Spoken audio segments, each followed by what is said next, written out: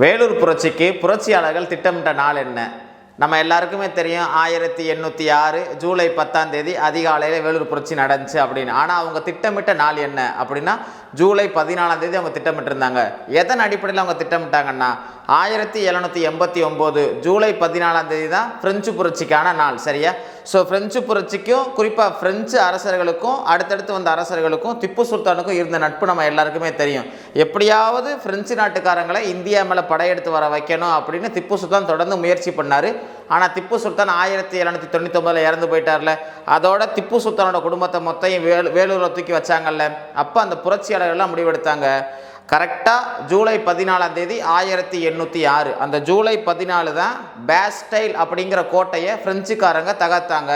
அதே மாதிரியே 1806 ஜூலை 14 நம்ம என்ன பண்ணணும் அப்படின்னா நம்ம வேலூர் கோட்டையை தகர்க்கணும் அப்படின்னு அவங்க திட்டம் போட்டாங்க. அது என்ன ஆச்சுன்னா ஒரு குடிகாரன் உளர்னால அந்த ஜூலை 14 திட்டம் அனைவருக்கும் தெரிஞ்சு போச்சு. ஸோ ஜூலை 14 திட்டம் போட்டாங்க. ஆனால் அதுக்கு 4 நாள் முன்னாடியே ஜூலை 10 புரட்சி வெடிச்சிருச்சு. ஸோ திட்டமிட்ட தேதி என்ன அப்படின்னா ஜூலை 14.